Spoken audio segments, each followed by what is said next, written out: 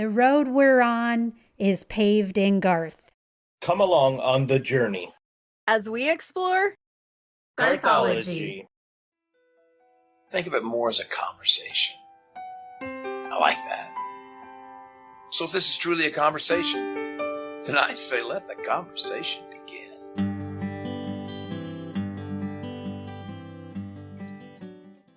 Showtime!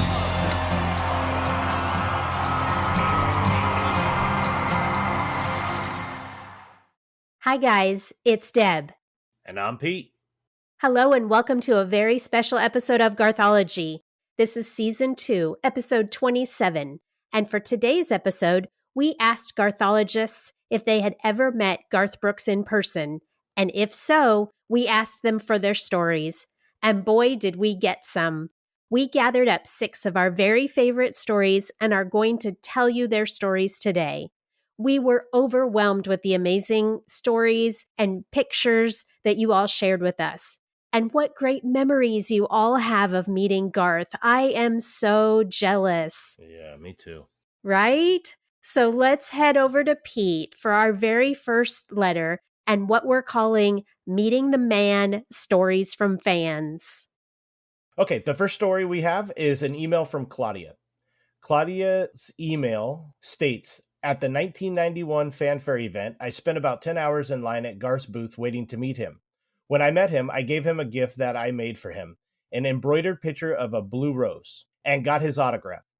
Don't remember how the first kiss came about, but I had asked the girl in line behind me to get a picture of Garth and me, but she missed the shot, so I asked Garth for a second kiss. This time the camera, before the time of cell phones, didn't work. I then asked for another, and he granted my request, and a picture was made. That picture is attached in the email of her and Garth kissing one another. In the picture, I think it looks like Garth is laughing at me, but I didn't care.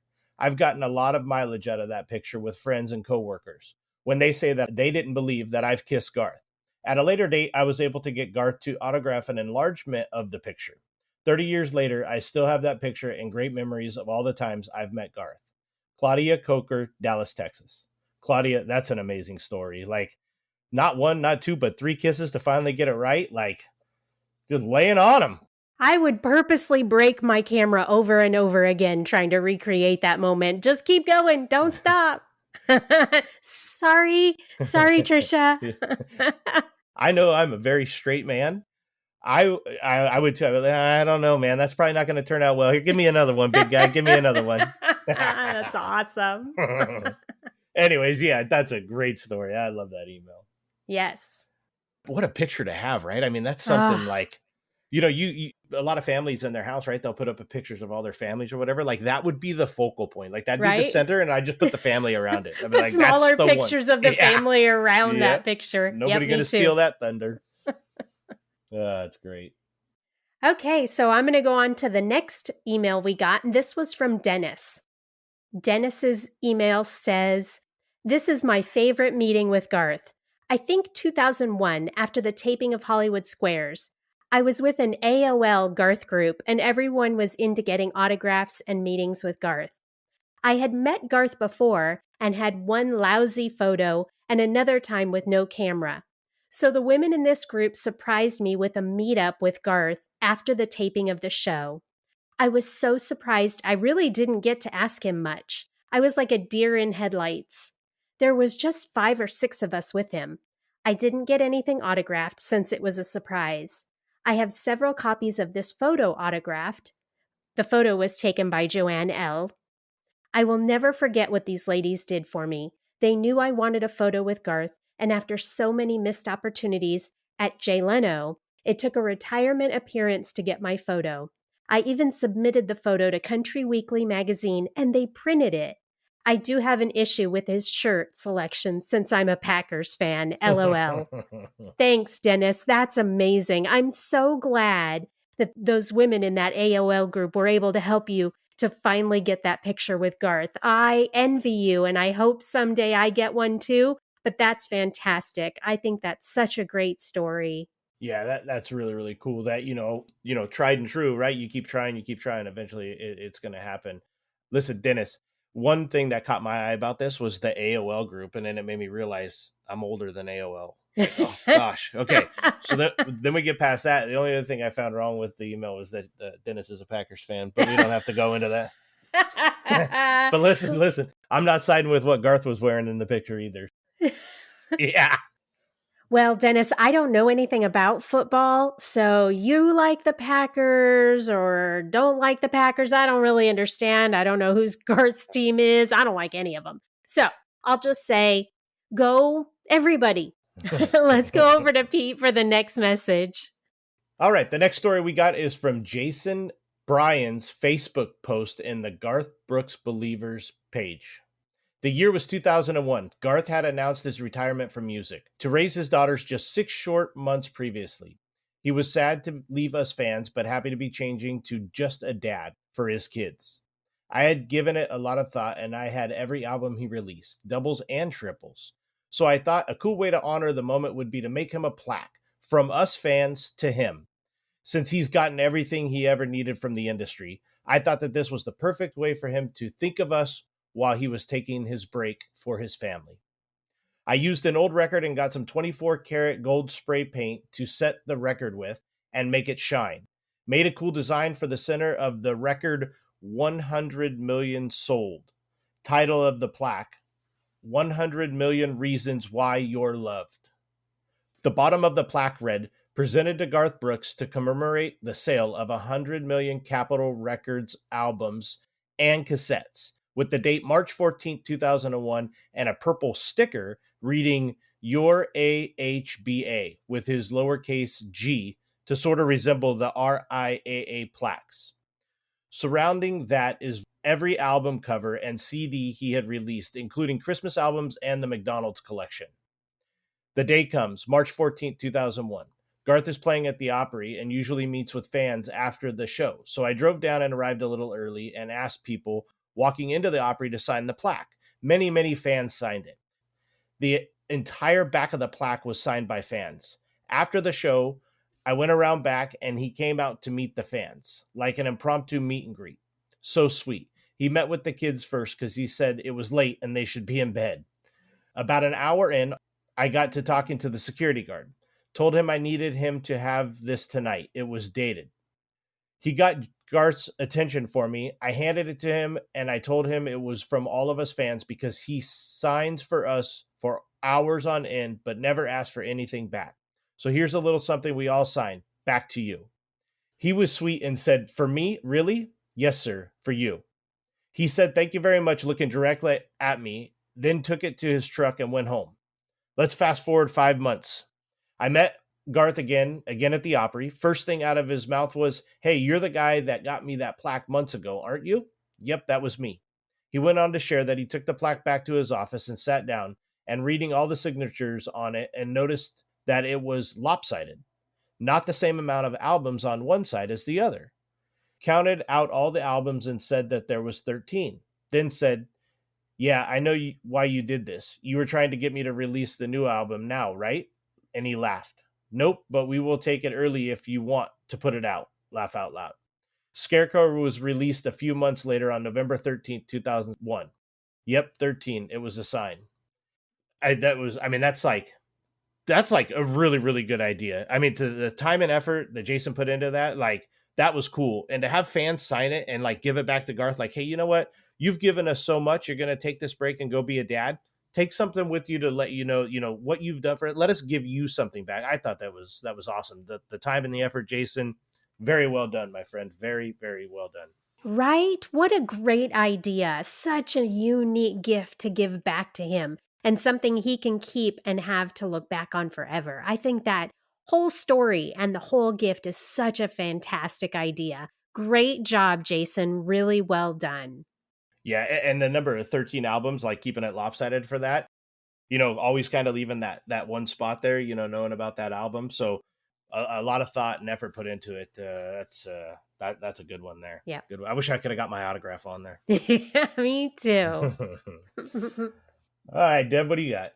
Okay, so now I'm going to read off an email that we got from Crystal. Hello, family. While I have never personally been fortunate enough to meet him in person, I can attest it's like he knows my life. His music is always right on point with each chapter and has always been my go-to when I can't find the words to express myself. It began in 1994 when I was going through a terrible time in my life. Being a child, my grandmother, my world, was terminally ill with cancer, and my parents had just decided that their marriage was no longer working, all in the course of a year. It was very much like that small town where everyone was in others' business, and it wasn't good. I found myself locked in my room, jamming to some of the best, like Garth, George, and many more. When the time came for hospice to step in, and my grandma was at the end, I remember laying in bed with her, running my Dalmatian up and down her arm, and listening to the dance together. She would always smile so bright when I sang it to her. Unfortunately, this was the last moment she took those breaths and left this world.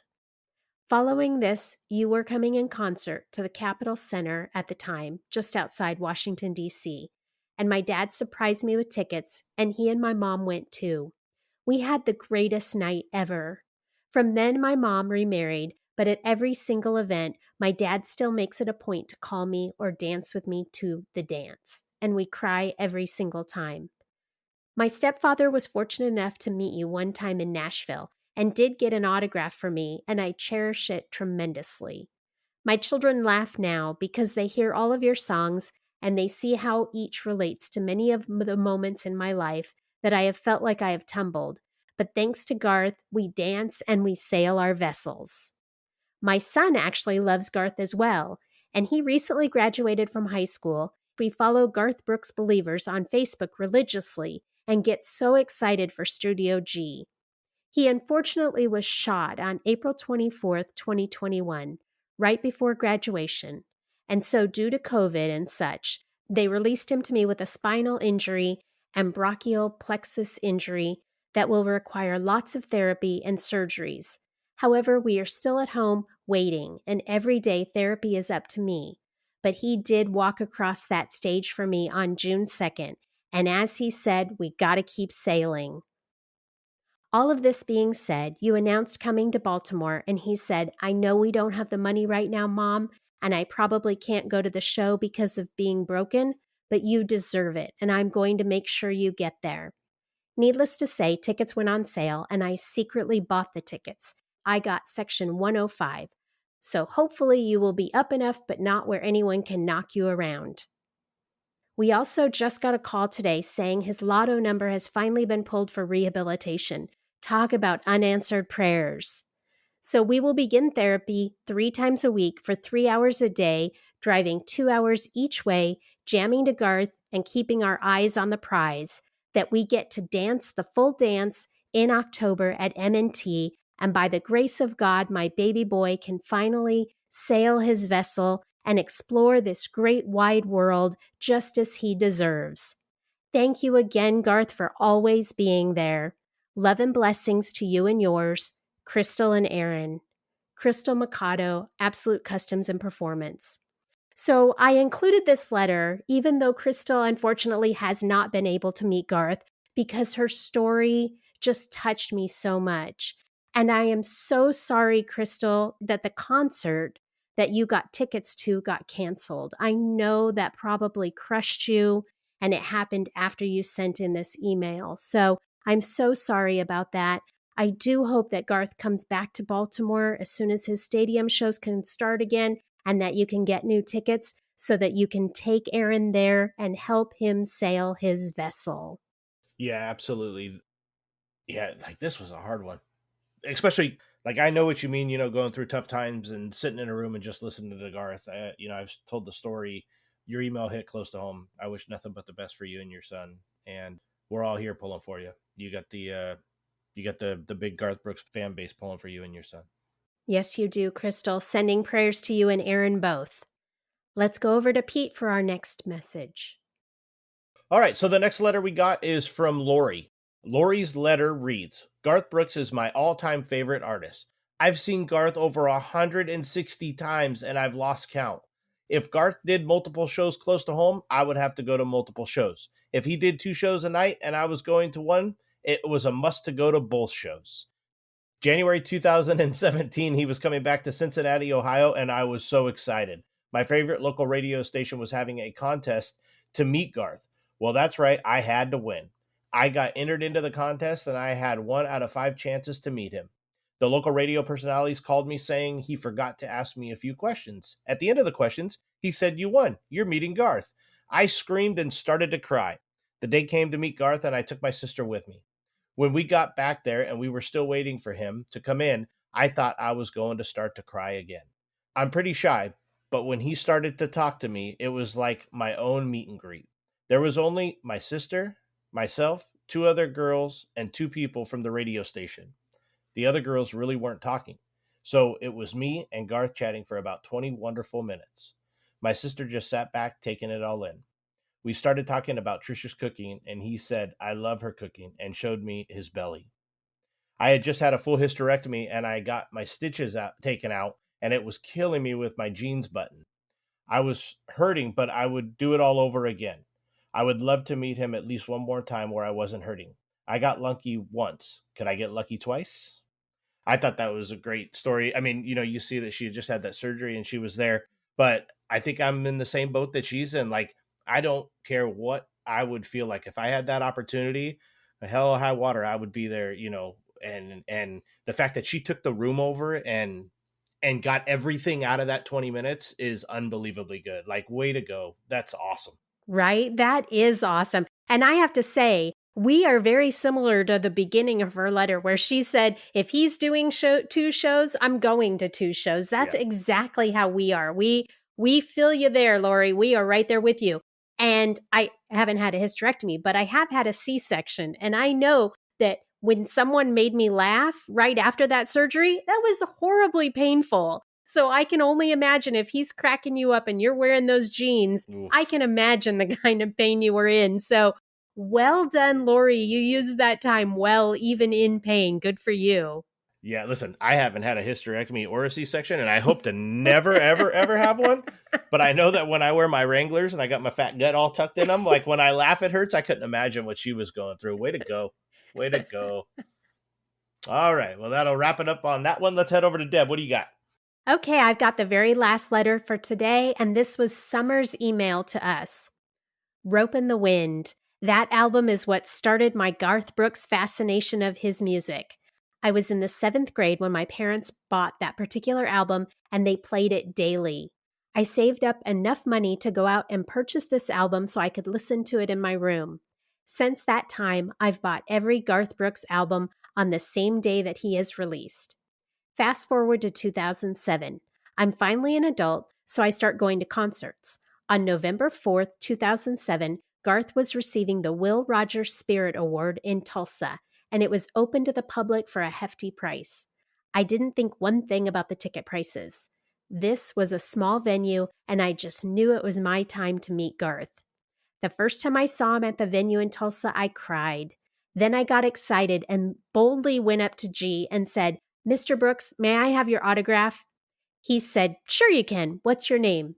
He went backstage for a few minutes, and then I see Garth again in the venue. I called out to him and I caught his eye, and he starts walking toward me as I'm walking toward him. I asked if I could have my picture taken with him, and again, he acted thankful that I had even asked for a picture. Then just Garth and me chatted for about 15 minutes. I was so nervous. I told him how I became a fan, that one of his songs was played at my wedding, and which song it was going to be played at my funeral. Then 4 days later, I took off work to drive to Kansas City to see Garth open the new Sprint Center. I had great seats. November 8th was just as magical as meeting him was. When we were talking, it was like no one else was in the room. He looked me in the eye when I was talking about how his music saved my life on several occasions. He would look me in the eye when he was talking. He didn't rush me. He took time out of his night to put the focus on me. He is the most humble and respectful superstar that I have met, hands down. I bawled when he sang The River and The Dance at this particular concert. He didn't play The Dance as his ending song. It was in the middle of his set, and it was remarkable. I went to several concerts all over the United States, including his residency at the Wynn. Thank you, Garth, for saving my life through your music. I owe you big time. Oh, Summer, there is so much in your message that touched me. I can only just imagine all the stories that we've heard and that we've read. They always talk about how Garth focuses on them in that moment. Now, the closest I've got is I was on Studio G once. He answered a question. And even just watching that video is a thrill because even in those moments, he's focusing on me as a person, even though it's just a video of some random woman that got sent into, on Twitter. It's amazing the way he has the skill to do that. So I just can only imagine what it's like in real life. That was a great story, but this one finally did it for me, I think, as far as, I have my personal story about Garth Brooks and his music. And I knew that there was probably others out there that had a similar story. But in all 6 of these stories, just these 6 that we picked, not including other ones that, we'll do at a later time, it seems like his music and Garth himself, he's touched others the same way that he's touched me, and ways that he's touched you and Jess. And it just shows that we all think about Garth and his music the same. We all respect the man. Everybody knows how humble he is. It's not just us saying it. Like, the man is super, super humble. And she pointed out so many great, bullet points that kind of all wrap that together. I thought it was a great letter. And and she's been to a lot of shows. And right? I gotta, like, when she said that the dance in the particular concert, he didn't play it at the end. I was like, I don't think I've ever been to one where he didn't play it at the end, other, before he goes and does housekeeping or whatever. But that would have been pretty weird. I would have been like, already? Are we ending sir. now? Not now, sir. But I'm glad that, that worked out. So great. Thanks for the letter. That was awesome. Thank you all for all of the letters, all of the Facebook messages, the emails. You guys really, really showed us exactly how amazing Garth is in person.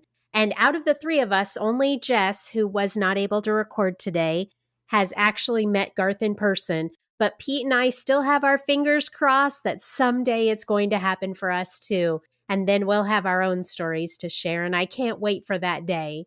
Yeah, absolutely. We got close with Dave Gant, and you got close on Twitter. That time is coming. Right? It's there. We're coming. We're getting there. If a dive bar shows up in LA, you do what you do, Right. we're going to meet him. That's for sure. Yeah.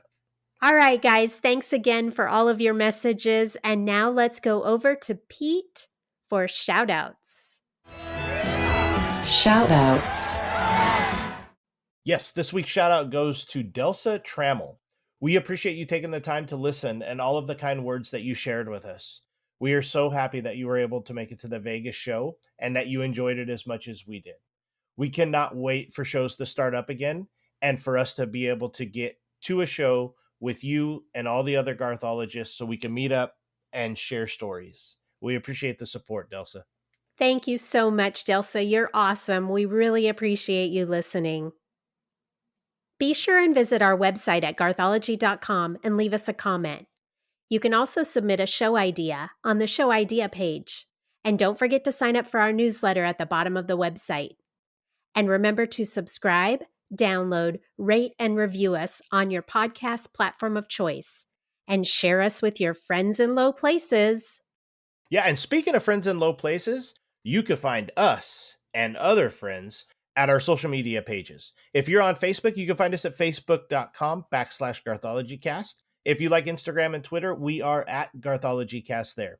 We truly appreciate the interaction, guys. The stories, the tweets, the direct messages, all, of course, the likes and the shares. That's what it's about. Us doing this and reaching you fans, and our socials help that happen. So we appreciate the support, guys.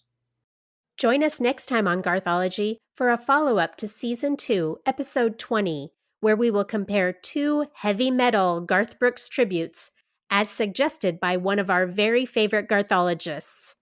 Until then, this has been Season 2, Episode 27 of Garthology, and I'm Deb. I'm Pete. And we'll see you guys next time. Bye. Bye, everybody.